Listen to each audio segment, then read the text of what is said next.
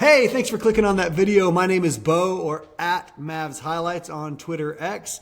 Thank you for checking this out. I am so honored to be joined by the Noah Webster from the Smoking Cuban. We're going to be doing a full first round mock draft, all picks 1 through 30. Noah, how you doing, man? I'm doing great. I'm happy to talk some draft since it'll be here before we know it. Now, do you have like a particular prospect that's man, maybe he's the best, maybe he's not the best, but he's your favorite? It's a guy you've really latched onto. I like so many of the Do guards. you? I mean, Yeah. there's like Wagler. I think Wagler is going to be excellent at the next level. I think Acuff has gotten a little bit too much flack. I think Okay. Acuff at 7. I think there's a chance that he's one of the best players from the draft. Okay. It's I all like it's it. going to depend on if he can add a little bit more effort on the defensive end, and I think if he can develop into a leader, that's going to be really important when you're spending a top 10 pick on a guy, especially a point guard. Yeah. Um, I mean, I think Michael Brown is excellent if he can stay healthy. There are so many guys, and then I like Mara's game too. I don't think Mara's going to be like a star, but I think he's going to be a good starter in the NBA for a long time. Yeah, he may not be a star, but he may have star level impact on the defensive end, right? Like he may really, alter the math and the angles and all that. So are you ready to get started, Noah? Let's go. All right, let's go. Well, you have the honor of the first pick. You're going to be taking all of our odd number picks. So that means you get one. It also means you get number 9 for the Mavs. And so where are you going to take us for the Washington Wizards with the first pick? Yeah, I think this is a no-brainer. Let's go AJ there at 1. Okay, all right. What are some of the qualities that you like about him? I mean, he's a freak. Like if this draft class was combined with last year, it would be him and Cooper there at the top. I just Yeah. think that he's an extremely hard worker. He's a good athlete. He's tall. He's strong. I think he can score at all 3 levels. He has the intangibles to be a good defender at the next level. I think that he's an all-around prospect, and the Wizards winning this year was so fitting because they've needed a guy for so long, and I think Yeah. AJ is going to be the guy. Oh no, I agree with that. I think his offensive upside is as high as any prospect could be. Like he just projects to be a scoring machine. He's got to figure out that 3-point shot eventually. Eventually, but man, he is a scoring monster. It comes so easily to him. You watch him and you're like, I mean, I know everybody's trying, but it kind of doesn't look like he's trying sometimes. And it's just so easy for him to put up 25, 30 points in a game. So I think that's a great pick. I'm up at number 2 for the Jazz. The Jazz, of course, would have loved to have gotten AJ, but I hope that they're going to be happy with the guy who talent-wise is number 1 on my personal board, and that's Darren Peterson. I just love this guy. I know there's all the kind of off-the-court weirdness and even on the court, cramping and all that stuff, but everyone who seems to really know the kid says great things about him, says he wants to win. I think he's just got a reserved kind of quiet personality, and that we want our alpha athletes to be alpha personalities, and he doesn't have that. He's much more in the Kawhi Leonard kind of personality, and so if you hate that, you may not love what he's going to bring personality-wise. I don't think he's going to be a leader. I think he's going to be quiet. I think he's going to come in and do the work. He's going to be an awesome basketball player on the court. I don't think he's going to give a ton of awesome interviews. I know there's been a little bit of worry about who's got his ear, like whose advice he's taking. But I think in the league, if you can get him to the Jazz, they have so much talent. He's going to be an awesome scorer, awesome shot maker. And the thing that people don't mention enough is he is a plus defender. He's going to step on the court day one and be a good defender. And most rookies can't say that. Do you have any Darren Peterson thoughts? I was actually in. I went out to Allen Fieldhouse for a game this past season to watch him. So Oh, I cool. think it was against Utah, and there was a play there. It was on the end that I was sitting on. I think it was in the first half. He just came down with the right and just punched it on a dude right at the rim. And I mean, that's a good. See, people are gonna knock on his personality deal with him being a little more quiet and reserved, but like Yeah, if sometimes like just a silent killer, you need those guys too. I mean, absolutely. he could put someone in the rim and his face is just like, I don't care. Like I did what Yeah. I'm supposed to do. So he's super intriguing, and like you said, he's a two-way star, and he doesn't get enough chatter about that, but he can really guard. Like he's going to be excellent at the next level. No, I agree. I love him at this pick. I think he fits their team dynamic really well, too. All right, that brings us to the Memphis Grizzlies at pick 3. Where are you taking us, Noah? Okay, cool. I know I'm going Cam Boozer, but real Okay. quick, I'm turning on my fan because it is so hot in Dallas right now. Oh, is it really? Oh, nice. Okay, It cool. is. It is super hot. Okay, we're all Turn that good. fan on. So we're going Yeah. Cam Boozer. There we Yeah. go. What do you like about Boozer? I mean, he's kind of like the analytics darling, and if you go look at his stats from this past season at Duke, like, I think it was maybe 22 and a half per game, something ridiculous. I think it was more than what Cooper averaged as a freshman at Duke. It Like, was. Yeah, he scored more. Yep. yeah, his footwork around the basket, I think that his ceiling might be lower than the two guys we just talked about, but I think his floor is pretty good. Like, you know that you're getting a good NBA player. And I think for what the Grizzlies kind of need to do with they've been involved with some stuff off the court that might not be the best over the last few seasons with John Moran. I think a guy like Cam Boozer he's just an awesome guy who That's a he great really point. really cares about winning, and he comes from a great family. And even though I think Carlos is with Utah, I bet you they would Yeah. love to have him. But I Right. mean, Memphis gets a great guy there at number 3 because as Memphis there, they were like one in the lottery standing at least. It was like one game separated from Dallas. Like if Dallas maybe tanked a little bit harder, that embraced the tank a little bit earlier, this could have been them because as you know, like Grizzlies were right above them in the lottery standings, and then Chicago was right below them. So Yep. a little rough. We had to have those Chris Middleton win us a couple games down the stretch, man. I don't know if Coach Kidd was protesting like, "Hey, I'm not going to tank. You don't want me to be the president. We'll just see how this goes." And Chris, won us a couple games that we really didn't need. All right, well, that's in the past. We'll move forward here with the fourth pick for the Chicago Bulls, and their general manager has said that their motto is they want to slap, right? And Caleb Wilson slaps. He's going to come in. He's going to give you high octane, high energy, high athleticism plays. He's going to be on SportsCenter highlights on a regular basis on breakaway dunks and defensive plays and hyping up the crowd. Like I just believe in this kid's defensive upside. I think he needs to work on focus. He needs to work on some discipline defensively, but he's got all the tools you could ever want in a defender. The shot is where I kind of go like, I don't know that I ever project him to be like a number one offensive option. I think at best he might be a good number 2 or an awesome third option and let him just wreck shop on defense. I'm not sure. But he's going to make so many winning plays that this is where he's got to go. He's got to go to Chicago at 4. Do you have any thoughts on Caleb Wilson? I mean, he's just an elite defender, great size, great length.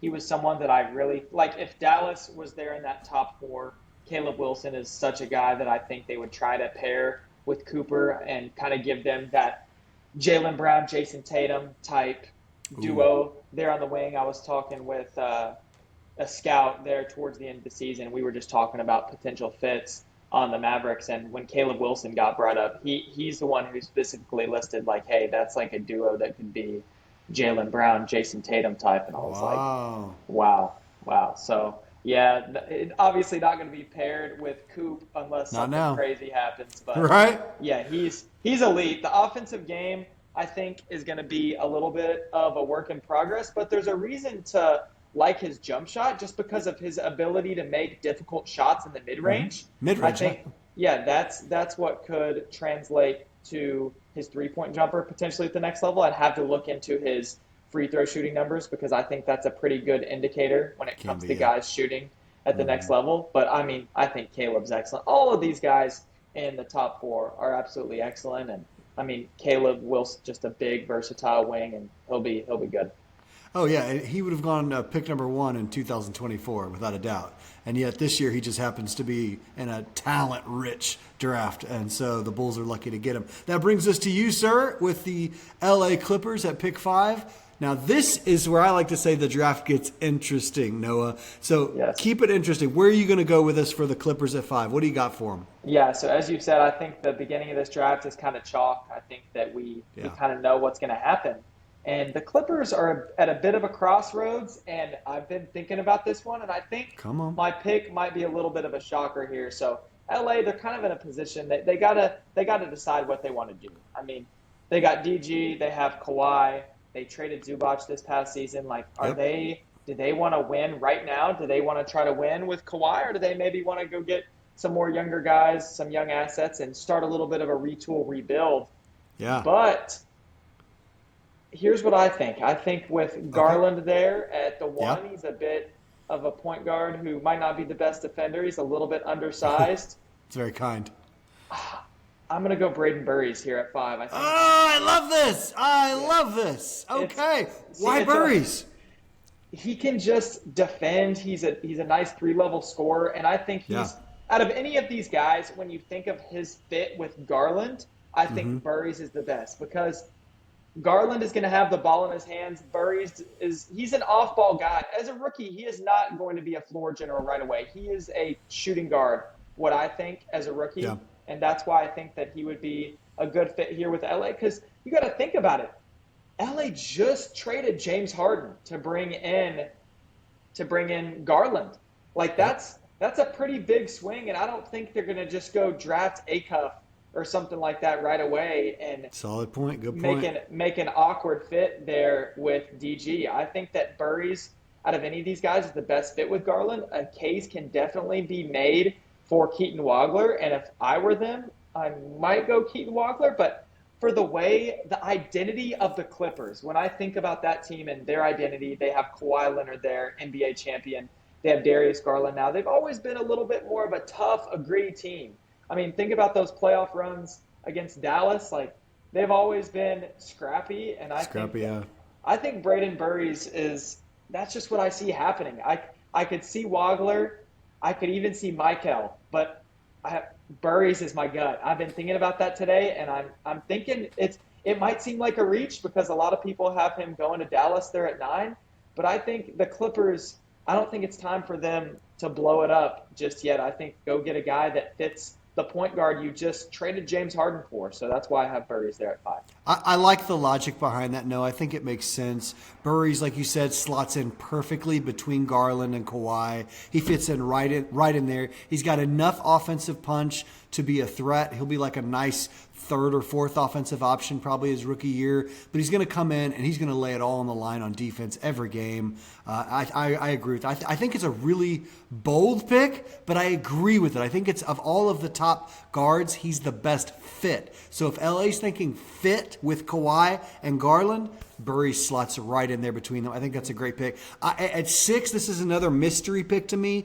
where the Brooklyn Nets are going to go. I've mocked Acuff there. I've given them Wagler. And I'm going to go different because Michael Brown is my PG1.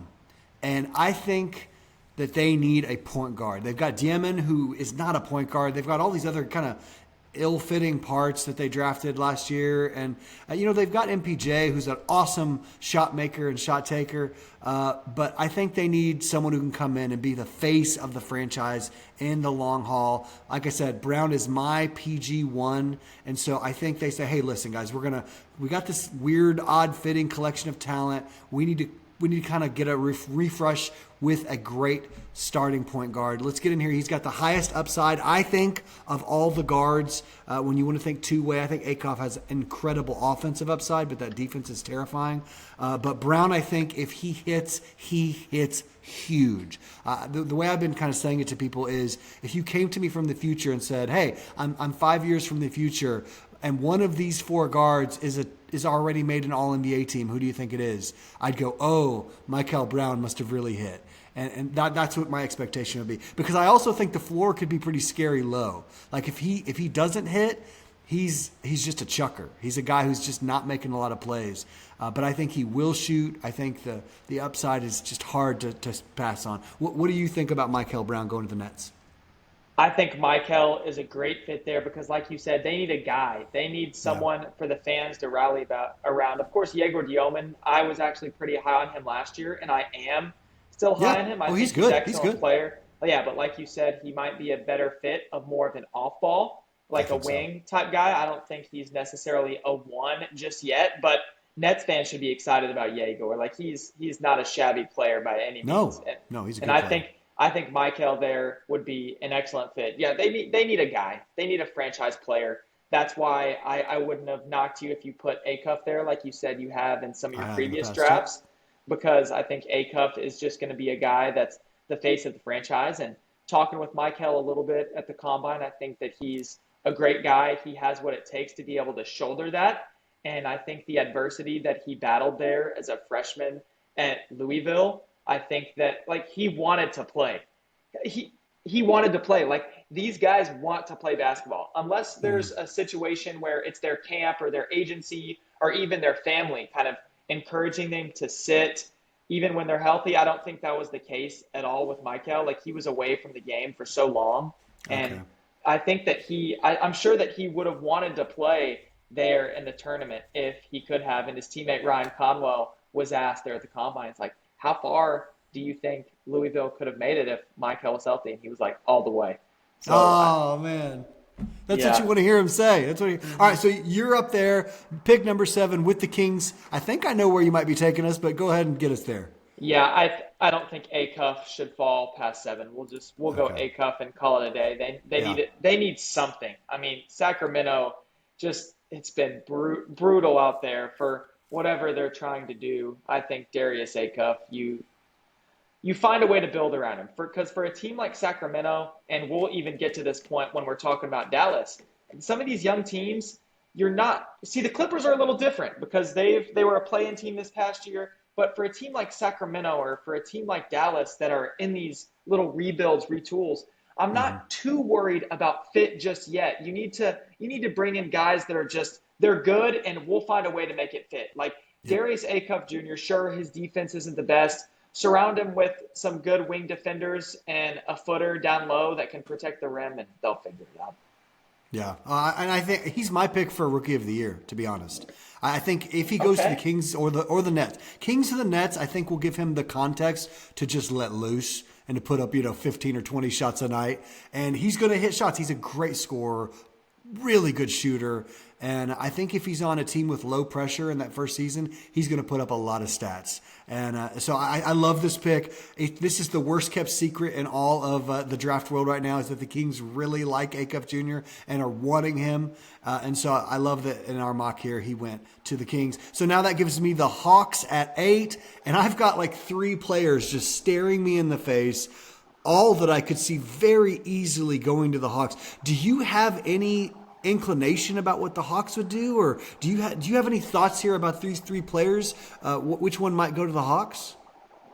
I think, wow, Keaton Wagler being on the board at He's 8, I think starting to slip. Starting to that's slip. that's such a steal. I think Wagler being on the board at 8 is a major steal. I think Kingston Flemings is really good. I also Yep. think they could use some big man help. They could also use a wing. Like I don't think you can go wrong there with Atlanta, but with the kind of rumblings of them kind of being interested in a guard after being slotted to draft Mara for so long, I think Wagler at 8, I think he's too good to be because I mean he's been mocked as highly as 5. Yeah.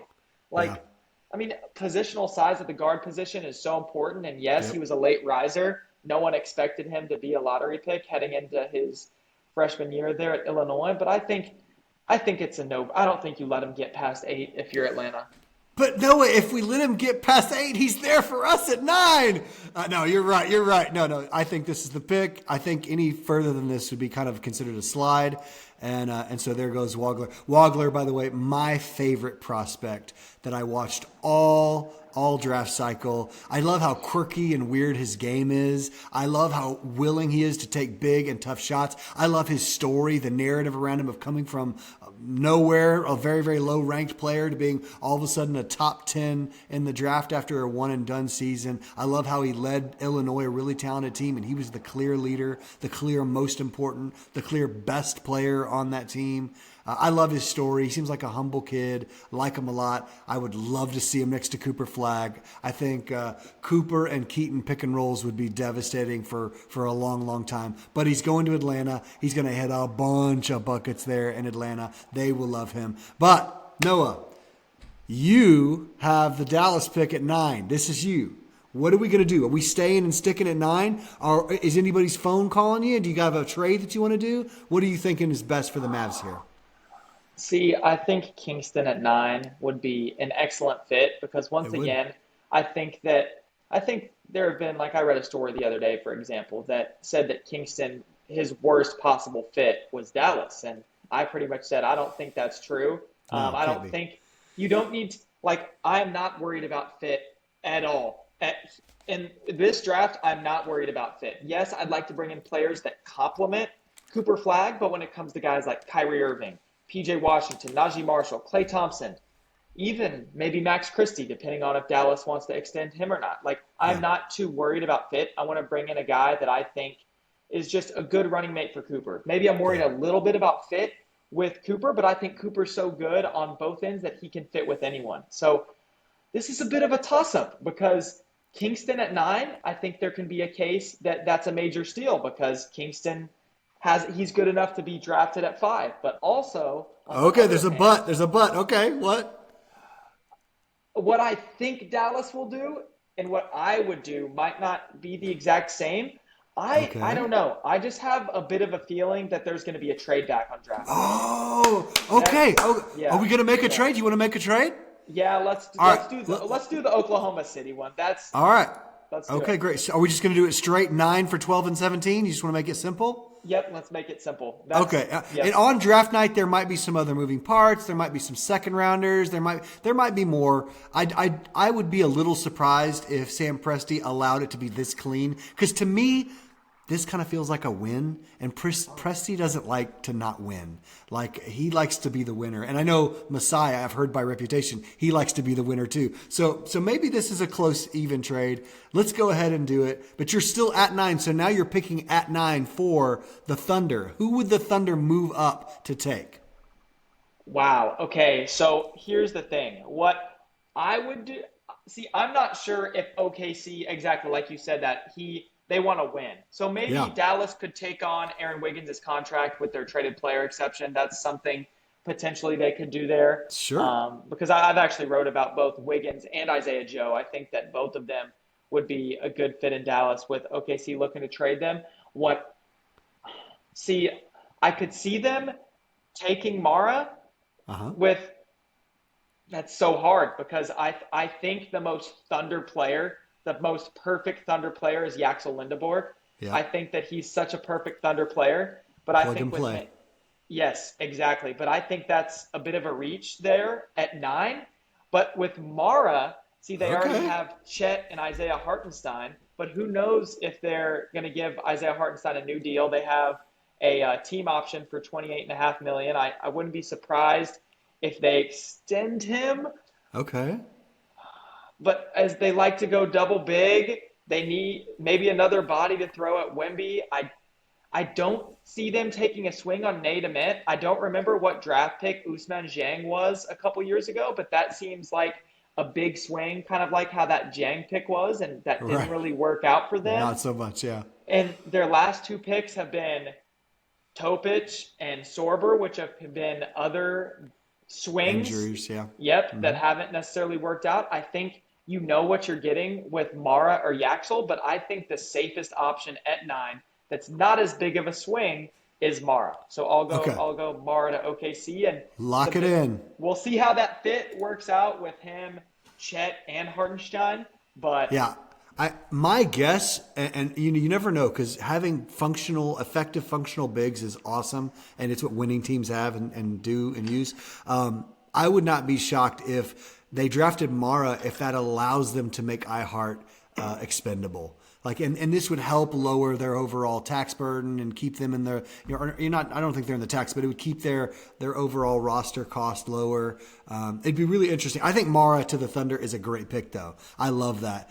They like to play a methodical game. He's a methodical drop big who will be very, very effective next to all those. Think about that. Caruso, Kaysen. I don't know if they're losing Dort or not, but like they have all those incredibly annoying and pesky defensive wings, and now you're funneling them to either Chet or Mara. Golly, man, that's no fun at all. So I think that's a great pick. At 10, he has slid far enough. Kingston Flemings is going to the Bucks. They are going to be in some kind of very real rebuild themselves, and Kingston is a great kind of player to add with the other players they'll probably be drafting on draft night or in the free agency acquiring. And I just love this kid. He's one of my favorite prospects of the whole draft. I love Kingston Flemings. I believe in him. I think he's a leader. I think he's like a super high basketball IQ kid. I really, really love listening to him talk. He's got, I said this a week or so ago, as I was wondering why I had such affinity for Kingston, why I liked him so much. And then it dawned on me that listening to Kingston in an interview has a very similar tone and tenor to listening to Jason Terry give an interview. Where he's always got enthusiasm and ideas, and he's telling a story, and he's moving, and he's energized, and he's there, and he's connected with you. And everything Kelvin Sampson says about him, he adores this kid. I heard a story just a few hours ago before we got on, just a few hours ago today, where Kelvin Sampson was telling a story about how he was asked the question of, did you know Kingston was going to be your best player coming into the season? He said, no, I had no idea. He wasn't as highly ranked as someone like Sanak or whatever. He said, but I'll tell you when I did know, day one of practice. He said, I saw it right then. I saw, oh, this is the man. This is my best player right here. I love a story like that, like when a coach sees the greatness. Kingston Flemings, I love it. You have any Kingston thoughts? He's awesome. I think that, of course, I think his stock was rising pretty consistently ahead of the combine, and then he was 6'2" and a half, and his wingspan wasn't as plus as we maybe have thought. I think he was 6'2" and a half with a 6'3" and a half wingspan. So I think that's it. Yep. Yeah, he's not as lengthy, because when you look at him, he seems extremely real lengthy, but his wingspan is just a little bit plus. Plus wingspan is still good, but I mean, Kingston, he plays those Houston guards. They play extremely hard, and with him being a lottery pick, he's so good that he's a lottery pick, I think that you just go get him. And Milwaukee, who knows what they'll look like? They could make a big Giannis trade before the draft. You never know. But I think they will, him falling all the way to 10, I think that you just take him. Yeah, I think so. He's a good player to have on your team. Absolutely. That brings us to 11, to the Warriors. Where are you going to take the Golden State Warriors? Yeah, so they've got some big money tied up. They got Jimmy Butler on big money. They got Stephen Curry on some big money. I mean, Stephen Curry, greatest Warrior player probably of all time. Maybe Definitely. let's go get the best player on the board to pair with them, and maybe give them one last ride to make a playoff run. And I think who that would be, I think there can be a case be made for LeBaron Philon to be the Steph successor and learn behind him. But with BP, Brandon Pajemski, I think he's a little bit more of that offensive first type guard, just like Philon. Let's go Yaxel there at 11. I like it. Yeah. He's going to step on the court and be ready to play quality basketball. He's probably, I wouldn't imagine he's ever going to be an all-NBA player, maybe even never an all-star, but he may never even score 20 a game. But he's going to hit open shots. He's going to guard, 3 or 4 positions effectively. He's going to be incredibly switchable. He's going to hit open threes. He's going to give you some great transition dunks and some really, really good defense. I think this is the right pick. I love this pick. That brings us to the Mavs' first pick, though, at 12. And let's see. Let's make this pick together, Noah. Since you made the trade, would you go Philon here? Is there like a clear guy to you that you would take? Because I'll tell you, I would bounce back and forth between Morez Johnson at 12 and then planning to take a guard at 17, or I'd take LeBaron here and plan to take a wing or big at 17. Which one do you like better, Morez Johnson or LeBaron Philon here at 12? That's so hard, because I think if you take Morez Johnson here, I think there's a chance Philon could potentially fall to 17, but I don't know if that's a risk that you'd be willing to take. I think there's a case that LeBaron Philon is better than multiple of the guards that we've already said. I think you make the safe pick here. I think Philon at 12 just seems like a little bit of a reach. I'm not saying a major reach, but I think a little bit of a reach. Okay. But I say let's go Philon. What do you think? It's your pick? No. Philon, I locked it in. As long as you were going to give me the thumbs up, that's all I needed. I think Philon at 12 is a great range, actually. I think you've gotten a lot of quality here, because not that everyone does.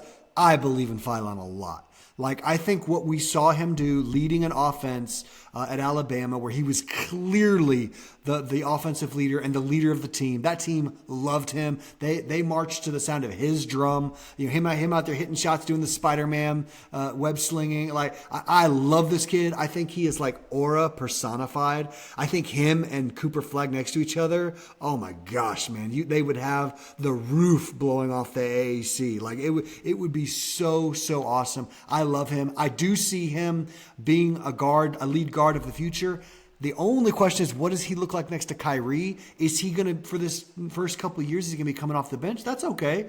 Let him learn under the tutelage of Kyrie Irving to really, when Kyrie's ready to take that step back or move to a different team or retire, that Philon is ready to step in and be an number one kind of point guard. I love his game. I think he's so good. Do you want to say anything more about Philon, or do you want to move on to your next pick at the Heat? Yeah, I think Philon is a great guy to learn behind Kyrie. Like you said, Absolutely. there might not be a fit there for him to start next to Irving, but also LeBaron Philon played off ball as a freshman That's with right. Sears before Sears He went deeded to up. the NBA. Yep. Yeah, That's right. So I mean, there could be a case for him to be able to play off ball next to Kyrie Irving, but I probably would needs love to to see it. put on a little bit more muscle, which being in the NBA and being in an NBA weight program where you have all these trainers and nutrition plans and all that, not that he didn't already have that at Alabama, but I think that the NBA is, once he gets a little bit stronger, because I mean, I interviewed him at the combine, definitely there's some room there for him to put on some Okay. strength. So I'm not sure how great of a guy he's going to be against defending some of those stronger twos who aren't afraid to back you down when needed. But I think Philon, there's a fine pick. He can come off the bench at first, and you're learning from one of the most skilled players of all time who has a similar three-level scoring ability as Philon, just who they really like to use their handle to get to their spots and manipulate angles around the bucket. I think Philon's awesome. Yeah, he can finish with either hand. He's got a nice float game. He's slippery. He's not as explosive as Kyrie, not even close, but he is slippery like Kyrie. Like he finds a way. He gets in these small little crevices, and he's not a big broad guy, so he kind of like Kyrie. He gets into places. He makes tough buckets. I really love his game. Where do you want to take us with the Miami Heat at 13? Okay, so with Miami, that could potentially be a team trading for Giannis. Yeah. I think that you, just like we kind of did with Yaxel there at 11, you go get someone who is ready to help right now. And Okay. I think who that most likely would be, give them some depth, power forward depth. Let's go with Morez Johnson from Okay. Michigan. I love it. I love Rez Johnson, man. I would love him next to Cooper. I would love it so much. So yeah, him going at 13. I think this is kind of, from probably 10 to 14 is probably where I see him going, where I'd project him to go. Some people are a little lower on him. I don't think he'll ever be like an MVP candidate. He may never even be an all-star, but he's one of those guys who's going to do all the little things that leads to winning. He's just like a giant version of Josh Hart. But with much more athleticism and I think more skill. But he's going to do all the dirty work. He's always going to do all the dirty work. He's going to make your night miserable if he's guarding you. He's very switchable. I believe the shot will continue to develop as it has been the last couple of years. It's developing, it's in progress, but it is like noticeably improving and getting better. I don't know that he'll ever be a three-point shooter. Some people think he will, some people think he won't. But yeah, I really like Morez Johnson here. That brings me to the Hornets, and here for the Hornets, they could use a big with skill. They've got bigs that try hard, and Kalkbrenner and Moose, but they need a big with skill. And Hannes Steinbeck does things with skill, man. He is, I think, the best rebounder of all the guys here in the first round. He sucks up every rebound in his zip code. I think he has a really strong offensive game. The defense could improve. I think it will improve, but he will give you everything he's got every night. If he gets minutes, he'll give you at least 10 rebounds. Like he will. He's an unbelievable offensive rebounder, the way he battles and has these long go-go gadget arms. And at the combine, I know people were pleased with his measurements. They thought, he's someone who could be a 4 or a 5 and flex back and forth. So I really love his game. I think a lot of people just didn't watch a lot of his film or footage or anything like that, and so they're not familiar. But I think the NBA will be familiar, and I think he'll probably go around this range. Do you have any thoughts about Hannes Steinbeck? I haven't watched too much of him, but like you said, I Sure. liked your analysis when it comes to their two bigs with Diabate and Kalkbrenner. Of course, they both Hmm. have great size, and like you said, they try real hard. But I think someone like Steinbeck would kind of switch things up, and I think that's a good pick there because he would have been someone who I would have been targeting there at 17 if I were Dallas. Okay, with the 15th pick, you have the Chicago Bulls, who selected Caleb Wilson at number 4. Who do you have them going with their second pick in the first round? Okay, so with that report today coming out that Nate Amend's floor is seen as the 10th overall pick, Yeah. I think that he's maybe slid far enough to where Chicago can just take him. Like you said, Okay. he has that length and he might not be the best athlete like Caleb Wilson, but I think he's fallen far enough where Chicago, they're in a bit of a rebuilding stage. Like they need to bring in some more guys. I don't think they're close to being ready to go. And I think Nate Amend's fallen far enough. I think we can I feel comfortable taking him there at 15. He's an upside play. I am the extreme example of someone who doesn't believe in Nate Ament. Like I probably wouldn't have picked him until we were getting later, but it's just my own bias. There was some information kind of rolling around the internet today saying the Mavs might have interest in him, and I got to tell you, it definitely dampened my day a little bit, thinking that Masai's first pick as the new man in charge would be to draft Nate Ament at 9. Like I was just like, oh, please don't let that be the case. Hopefully, it won't be the case as it wasn't here in our draft. Let's see here. The Grizzlies at 16. The Grizzlies have Cam Boozer, and so this is their second pick in the first round. And so I'm going to give them. I think Ja is gone. I think Ja is gone. I know he's told people he's gone, but I think he's gone. I'm going to give them who I think is the next best point guard.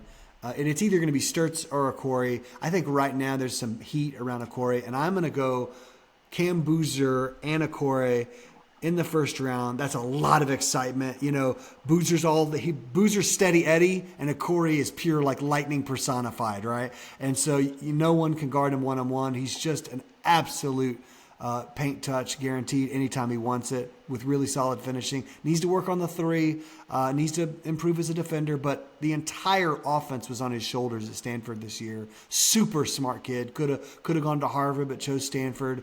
So I'm giving the Grizz Abuka Akore. Any thoughts on that one, or you want to move on to your next pick? So I'm glad you went there because who I want in Dallas fell one more slot, and I think picking Okay. him at 17 is about where he should go. I think Dallas has already been linked to Cam Carr. Okay. I'm gonna take Cam Carr there at I love 17. this. You have a I little bit of love a it. young core between. Imagine a transition fast break with Cam Carr, Coop, and Phylon. Oh my That, gosh, that would be dude. that would be nice. I'm going to be dreaming nice tonight on that. That is so good. I love that. Yeah, fast break led by Phylon, flanked on either side by Cam Carr and Cooper Fleck. Come on, that is awesome. That's beautiful. All right, so I love Cam Carr. What do you love about him? I mean, what I love, and this is he played at the combine. Like so many Yeah, guys, they don't want didn't to have to. these first round talents. They don't want to scrimmage in the combine. Cam Carr was like, I love playing basketball. I'm gonna go play. And then in the first game, put up 30 points, whatever that was, multiple dunks, was draining threes, was Yeah, clearly the best player on the floor. He's like, I'm here. Like, and see, at 17, he's a 3 year college player. It's a yeah, little bit of a risk because he had those 2 seasons at, I believe it was Tennessee, and there was one where he left the team mid-season. So there's some risk. He's a little bit older than some of these guys, but I think once you're at 17 and looking at what the Mavericks need, like they said, they want to draft someone who's better than where they're getting selected. And I think I don't know if there's going to be 16 players better than Cam Carr in this year's draft class. I think you pick him there and you call it a day, and you have that young core of you have Coop, you have Phylon, you have Cam Carr, you have Derek Lively the second if he can stay on the floor, you have Max Christie as your knockdown shooter in that group, and you still have 30 to use later on. and we're coming up on 30 here in a few minutes. But right now we have pick 18 to the Hornets, and I've already made my decision. They're going to get tougher. They're going to get some meanness. They're going to get some athleticism. They've got a lot of three-point shooting. well, we're going to draft a guy for them that needs to work on the 3-point shot, but who can attack the rim as effectively as anyone in this draft. I'm going Dalen Swain from Texas to the Hornets. I think he will bring a whole lot of swagger to an already really fun bunch. He will be attacking the cup just viciously, and I think it'll give him, going to a team that has so much offensive talent, I think will allow him to show his defensive prowess again, whereas last season at Texas, it didn't get to show it as much because he was carrying a pretty heavy offensive load. Do you have any Dalen Swain thoughts? Not too many. I Okay. think just like you said, I think that he'd be fine there in Charlotte if I remember right. What's his wingspan? Is he Ooh, super I don't plus or remember. what is it I at? don't. I think it was. I think it was solid. I don't think it was like mind blowing like Cars was. I think it was just like solid. I think it was okay. Okay. Yeah, I think Charlotte. Oh, okay. 6'10" wingspan. Nice. That is good. Yeah. And There you go. yeah, height was 6 foot 6.5 barefoot. Yeah, 6'10" wingspan. That's some That's good. nice plus Yeah. wingspan. Charlotte is like bringing in some guys. Like who do we have at? Okay, Stein back there at 14. See, that's two guys who they're gonna help them win. Like now, like I'm not saying they're a contender by any means, but they were one of the hottest teams in the league towards the back half of last season. And yes, they got destroyed in that second play-in game, but bringing in some more like guys who are ready to contribute because Con Kniffel was better as a rookie than anyone could have imagined, and Dalen Swain could be one of the better like wing prospects in this year's draft and surprise some people. And if he carves out a role there year one, I don't think he's going to be playing major minutes, but him playing some sort of role is going to help Charlotte as they try to emerge as a playoff team year over year. Yeah, I think so. I think this is about the range where he should go a little before, a little after 18. I think that's a good pick for him. I think it's a value pick. Where do you want to go with 19 for the Toronto Raptors? What do they need? They need shooting. They need athleticism. Where do you want to go here? They've got Christian Anderson for shooting. The two best shooters in the draft are sitting right here at Sturts and Anderson. They could go big with someone like Chris Sinak and go upside. Alan Graves, Koa Pete. If they want more shooting, there's Isaiah Evans. If they want to draft a big, here's Vasar. Do any of these names jump out at you, Noah, as being like, hey, I think that's a good fit for the Raptors? Yeah, so even though the potential is obviously there with Quaitons after seeing what he did as a freshman, but with his injuries, I'm not It's betting on scary. it just because they have Scary. Jakob Pertl locked up and he's not someone who's necessarily known for staying on the court. Like you Yeah, true. said, maybe some more shooting. I think Bennett Sturts here would I be like a it. nice pick. Just I like bringing it a in lot, yeah, actually. like he lit it up at the combine if I He's a great remember. shooter. He's a Yeah. great shooter. Yeah. He's unbelievable. I saw an interview with him recently where he was saying, like, I think people don't understand that I will be an even better shooter off ball. Like when at Iowa he had to do everything all the time. He never left the court basically. And so the idea he was just trying to sell himself on, hey, I'm an awesome catch and shoot shooter. And I appreciated his confidence in himself. And he's an awesome shooter. He was taking some of the craziest, hardest shots in that Iowa system. And so I think this is a really good pick here for the Raptors because someone like Scotty Barnes is going to get him open all the time. They're going to find Scotty Barnes is a good facilitator, good passer, and he's going to hit Sturts in the pocket for threes all day long. So I really like this pick. I think it's really good. Here for 20, I've just started making this pick for 20 at the Spurs. It's Chris Sinak Jr. I just think he's an upside big. Cornette is not a very high quality backup big. I know he's on a kind of, like a double digit contract. I think he's making over 10 or 12 mil. And so they could improve that position with a lot of upside here. Sinak is an awesome rebounder already. I think he's going to give his all defensively. He's got that 7'5" wingspan. He's just freakish. He's going to give you everything he's got. The shot, he's willing to shoot, is what I'll say. And I think he hits a pretty decent amount. He's not a three-point shooter yet, but he's willing to take it. And so I really like this to the Spurs. I think he's the kind of guy that the Spurs would draft, and then we would all hate it later. We'd be like, oh, man, they got Sinak Jr. That stinks. So any thoughts there? You want to move on to 21? Yeah, so a little point I'm adding on to what you said is being willing to shoot there is half the battle. A lot of guys that when they're passing up open looks, that's a really bad sign when it's okay. He doesn't even believe he can make it, you know? Like Right. if he can't believe if he doesn't believe he's going to make it, he's not going to make it. Confidence Yeah. is extremely important, and for a team like San Antonio, I do think that would be a good pickup. Crazy length. I'd like to see how he'd slot in there, because I mean, just adding more length and height around Wemby is so intriguing It's because unfair. yeah, I think that would be an excellent pick, especially where he was ranked in high school. He was extremely high ranked. Believe he was a He's a 5 five star. star. Yeah, Absolutely, he was. Yeah. and like you said, he was expected to be the guy at Houston, and then Kingston just came on. So I think that's a great pick there for 20. I see this being the top of his range. I don't see him going much higher than 20, but like Not once we sooner than start getting this. Yeah. here, I see that being a good pick. Yeah, he's the kind of prospect, though. The only thing I would say to that is he's the kind of prospect that GMs might want to take a little bit earlier just for the upside play because he projects a lot of upside if you believe in his shot, right? And so, but yeah, I agree. This is where I see him mocked a lot is around this area. So I totally agree with that. Pick number 21, Detroit Pistons. What do they need? They need shooting. They need plenty of shooting. We saw Cade kind of left on an island a lot of times without anyone to bail him out on a shot. What else do they need? Where are you thinking here for the Detroit Pistons? Yeah, like you said, shooting. What would really be nice is like an off-ball guy who could. I don't think Christian Anderson's necessarily the best like off-ball. I wish he had a little Okay. bit more size. But Yeah. see Isaiah Evans, see, I think that might be a little bit of a reach. But with Cade being such a big guard and having elite positional size, I think you can maybe get away with going Christian Anderson here Okay. at 21. So Yeah. let's go Christian Anderson there at I love 21. it. That would 100% be my pick too. I would take Christian Anderson with a bullet. I wouldn't even have to think about it. That'd be. I really like that pick.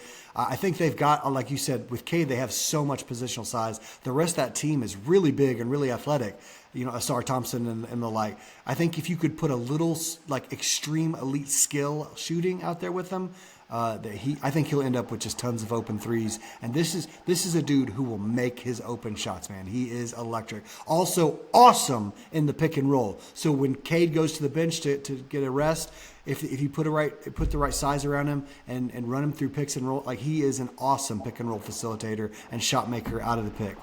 So I think he could represent a lot of talent there for the Pistons. All right, here for 22 for the Philadelphia 76ers. I kind of never know where to go with them. They're a confusing bunch to me. And so they've got Maxey, they got VJ. I was going to say Malik Thomas, but he's kind of around that same size and that same type. I think I'm just going to give them Isaiah Evans as a shooter. I'm just going to say, hey, here's more shooting. The whole gamut they play with Embiid every year, I don't know when that's going to stop. I want the merry-go-round to stop, though. It's just like, what is happening here? He's never going to be healthy. How long are we going to be playing this game? His contract is outrageous. So I'm going to give them Isaiah Evans to kind of bolster up a little bit of a new offensive identity for this team. Now we're going to have a lot of scoring and shooting on the court at the same time with VJ and Maxey and Isaiah Evans. They could all be on the court at the same time, all very deadly shooters and scorers in their own right. You have any thoughts on Evans? I mean, he was going to be my pick there if he fell to LA at 25. He's one of the Okay. best shooters in the draft. Yep. 6'6". He's not going to kill you with his athleticism or his off the dribble scoring, although his offense did expand when you look at how he played as a freshman to a sophomore. He was the second leading scorer there Yep. behind Boozer. I mean, but you're drafting him for his 3-point shooting and his size. So, I mean, just a 6'6" shooting guard. I think he's a lot like Isaiah Joe when it comes to just he will light it up from downtown. He's not afraid to shoot it. Sometimes he can mix in, he'll pump, take a dribble one way or another and let it fly. I think Isaiah Joe has done that at an elite level. He's confident. He's more on the quiet side. He's not necessarily going to be your leader, but I mean, he would fill in a role there. I see him fitting there nicely in Philly. Okay, yeah. Where do you want to go at 23 with the Atlanta Hawks? See, so I think they could go big here, but I think Alan Graves, I think that his floor is pretty high. I think that he's someone he is going to be a good pro. Like he's going to be a good pro, and Atlanta Yeah. already has a bunch of guys. Like You have Dyson Daniels in there. Nikhil Alexander Walker just had an incredible season. Awesome. Jalen Johnson is outstanding. Yep. I would like to have another big there to play with a Kongwu, but with their front court depth not looking as strong, like I'm not sure what Jonathan Kaminga's future is looking like. And I'm not sure if Zachary Risachet is ever going to be someone who you can depend upon in the playoffs. I say let's go Alan Graves here. All right, I like it. I like it. He's kind of a jack of all trades, master of none. If you look at his advanced analytics, he's just everybody's favorite in that world. I saw a big board that had Graves ranked second best prospect, and I was like, "Whoa! I know exactly what you value." But like, he had an incredible steal rate, an incredible block rate. Didn't play a ton of minutes, fouled a lot. Didn't make a lot of plays off the dribble, was a really solid defender. You have to ask yourself, can he move his feet at the NBA level if he's going to be a 4? I don't think he has the speed to be a 3. He could switch off on threes. I think he's a really good defender in that way. But I think he's going to be a 4. I really like him. He's a great kid. Everything I've read about him, he's an awesome young man. Just ready to get excited to be in the NBA. Good pick. Here we've got the Knicks. Knicks. The Knicks like toughness. They like. Oh no! Are they gonna take Zuby? Is that what's gonna happen? Here's the thing: Jaden Quaidens is falling really far. Do the Knicks want to replace Mitchell Robinson, who they're likely going to lose, with another injury kind of big?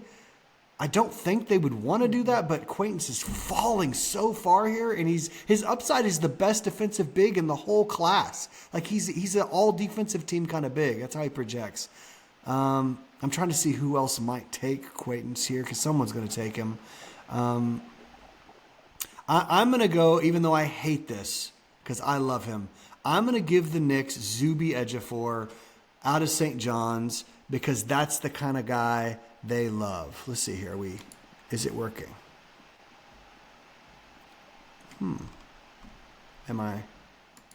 There we go. I guess the internet was thinking there for a second. So yeah, Zuby Ejiofor is one of these guys who will do absolutely everything. He's a winning player, a great passer for a big, very switchable. He could switch off on probably everything but the smallest, quickest point guard. So he could guard 2s, 3s, 4s, play some small ball 5.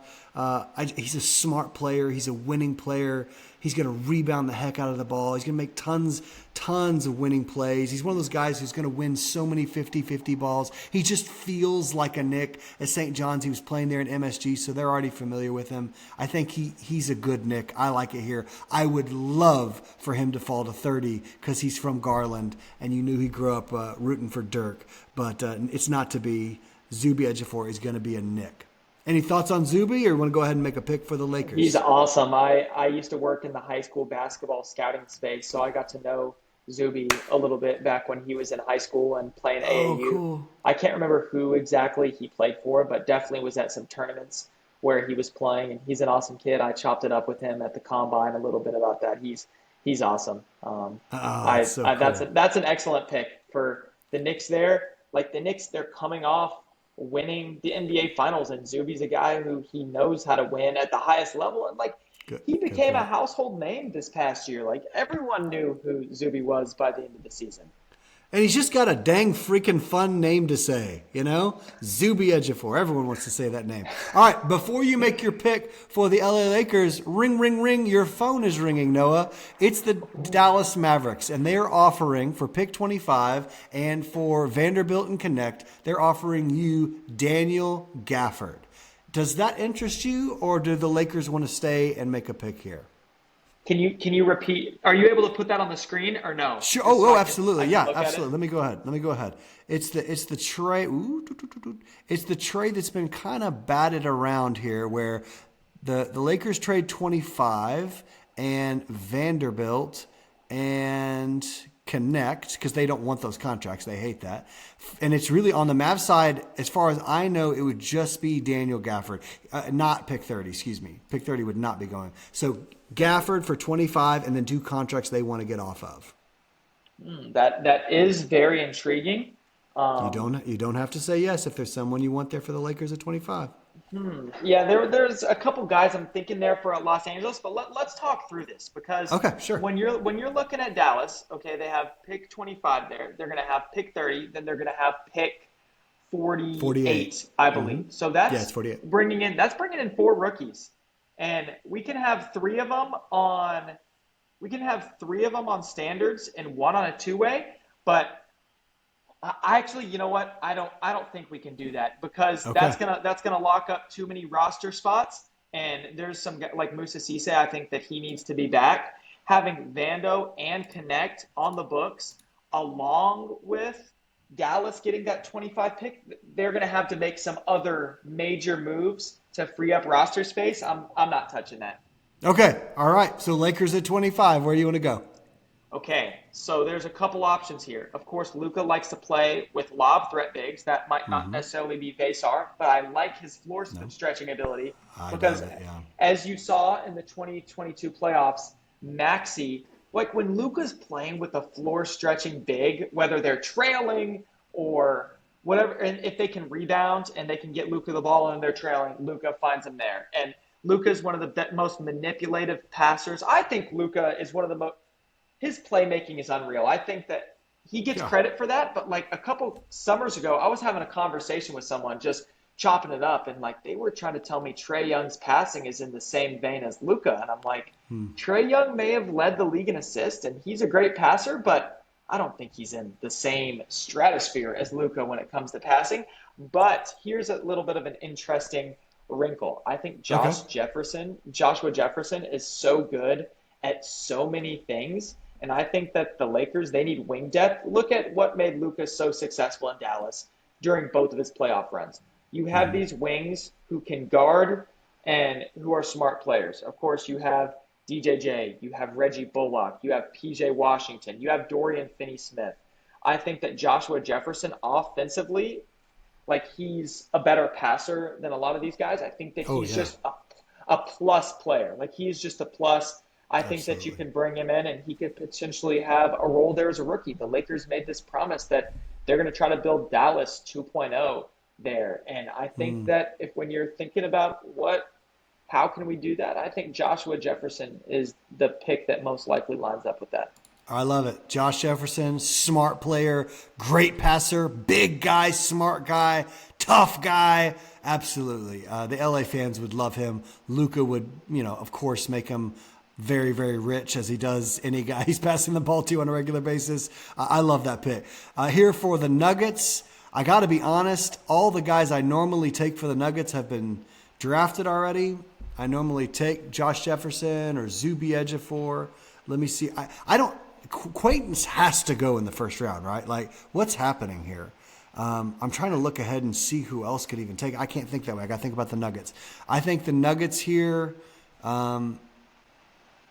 I think they're going to take Henry Visar. I think they want to have a five that can hit shots when in those few minutes a game that Joker's on the bench. He can do that. He can hit shots. He's not a defensive stalwart, but he can make nice passes. He'll rebound decently, and he will hit shots. So Visar's going to the Nuggets at 26.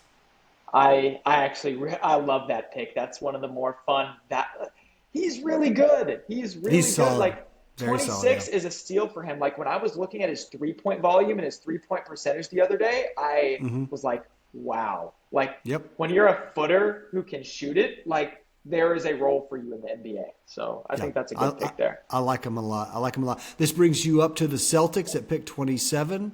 What do the Celtics need? What do they want? Who they got their eye on here? That's so hard because I think the Celtics, their center room is more underrated, but it's good. Like Queta has made a really good role for Yep. himself. Big jump, yeah. I'm not sure what Vooch's contract is looking like. Luka Garza has gone from someone who was elite in college, who then what happened to him in the NBA, and now he's a rotation player in Boston. So I don't know if they go big. I'd like to see their books. But I think that they're good enough elsewhere that they can kind of take a pick here where maybe they're not going to contribute right away because they have time. Okay.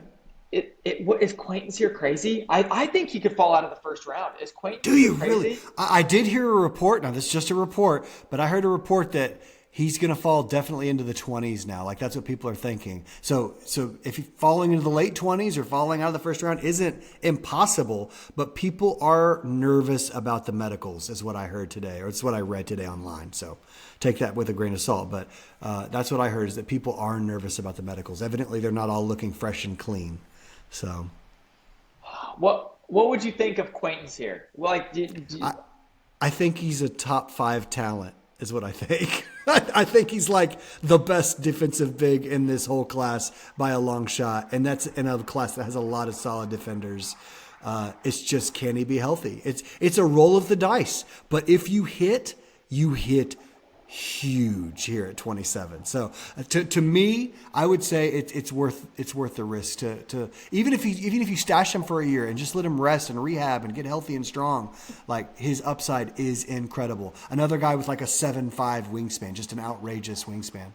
Yeah, Quaintance is a freak, and like you said, the defensive upside is there. And let's bring in this element: Boston's training staff, for Jason Tatum to return that quickly from an Impressive. Achilles tear. They've Yeah. got something great going on there. Jaden Quaintance, like Yeah. there are those clips online where he favors not landing on that injured leg. Like that is a bit concerning for a guy is. who should be all over the rim with as tall and as lengthy as he is. Like that is concerning. But I think Boston, their medical staff over the let's go Jaden Quaintance there. Lock it in. I think we're going to make the upside play. I love it. All right. 28 for the Wolves. I already have my eye on Sergio De Laria. He's going there. He's going to be some help for Anthony Edwards here. I think he's just a young guard with a lot of upside. He showed a lot of really interesting things over there where he's playing, and his highlights are awesome. He's spunky. He's long. He's athletic.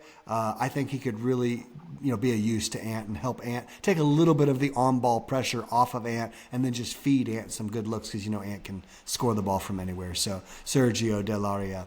Any thoughts on this guy? Not too much. I have seen. I know. Yeah, I'm kind of the same. Yeah, I've seen people talk about him potentially to Dallas, but with him not playing in the NCAA, I haven't watched too much of him. But I mean, positional size is not a bad pick there. Absolutely. Where are you going to take us with 29 for the Cavs? Ooh, okay. And this is their first round pick, right? Like they didn't. This is have their a only trade or pick of the something. first round. No, this is it. Yep. Ooh, okay. Cleveland was so good this past season, but I think it might be nice to get them some depth down low around Mobley and Jared Allen. Let's go with Okay. Taurus Reed. Let's go Taurus Reed. Big, strong man. Okay, I like it. I love listening to this guy. If you've ever heard him be interviewed, he's just an impressive young guy. He loves to talk ball, and he's going to fight hard. He's one of those like big, strong, tough guys. It'd be interesting to see if he can defend on the perimeter. But he will rebound. He will battle down low. Absolutely. So, and that team, you're right, Noah. This team needs a lot more toughness. They need a dog. They need someone who has some strength and some muscle, who's not afraid to mix it up. And that's Taurus Reed Jr. So I love that pick.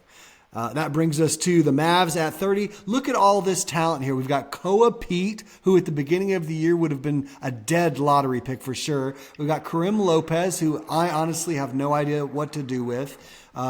And some people think he has a lot of upside, and they talk about how he's been playing against men and all this kind of stuff. And I'm like, he can't shoot. I'm glad he's tall, and I'm glad he's got big old hands.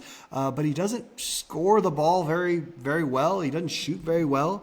He competes. He's kind of a dirty work player, and I love that. And you can take one of those guys at 30 and swing high for the fences for sure.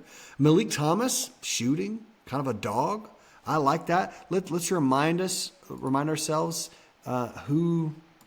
who the Mavs have already taken. They took Cameron Carr and LeBaron Philon. Okay, so I love that draft so far. That's for the such a Mavs. nice duo to That is start a with. fun group right there.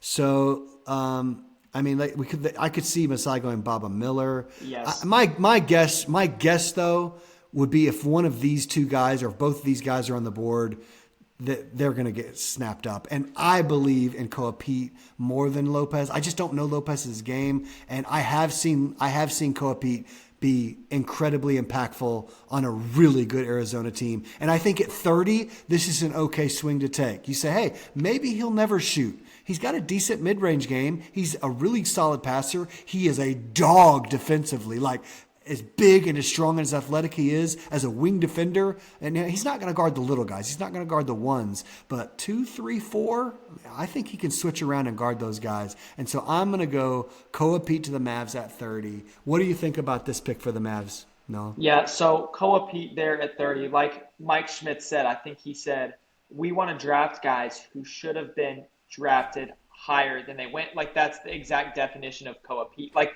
Jamal Mashburn during the regular season, his quote where he's like, yeah, I would take those 5 guys in front of Coop. And he listed the unanimous top 4, I believe, which was Caleb Wilson and AJ and DP and Boozer, along with Koa Pete. Koa, like, yeah, I'd take those guys over Cooper. Obviously, I don't think there's a single guy in this draft who I would draft over Cooper after seeing Not even close. impactful he was on both ends of the floor as a rookie and those crazy scoring games at the end of the regular season and the adversity that he had to battle. Cooper was the perfect player for Dallas to draft after everything that the fan base went through over the previous year and a half with the Luka trade. I think Koa Pete, and then let's bring in the clutch connection as well, because that's something. Oh, I didn't remember that. Okay.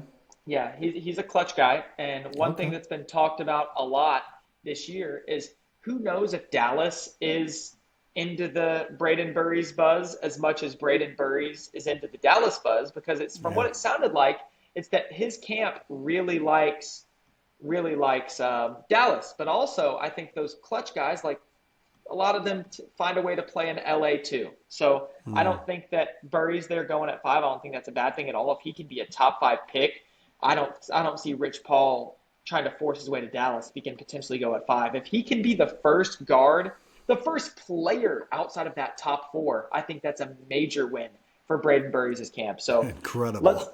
Let's bring in that clutch connection there with Koa Pete. They want to draft guys that should have been drafted higher than they were. Koa Pete, like you said, was someone who was projected to be a lottery pick. Now he has the chance to fall out of the first round. The Mavericks have the final pick of the first round. You don't always get major wins there at pick 30, but there are a lot of guys like Mike Schmitz likes that should have been drafted higher than they were, and they make an impact there at pick 30. I think Koa Pete there, it's going to be a work in progress. He cannot shoot it, and the Mavericks really struggle with shooting. That's why that's a risk. I think someone like Caravan would have been a fun pick there, but like you said, good.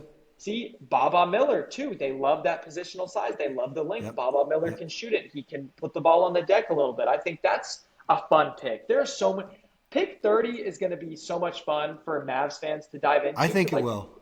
Yeah. I think it's a great point. I am sweating pick 9 and what they do there. But for 30, I'm just like, oh, this is going to be great. We're going to get someone really good here. We're going to get someone exciting here. So absolutely. Noah, we've gone a minute and 7. I took more of your time than I said I would. Thank you for being so generous with it. Go ahead and tell the people what you got going or where to find you online, because you are always putting out great content out there. Go ahead and tell them where to find you.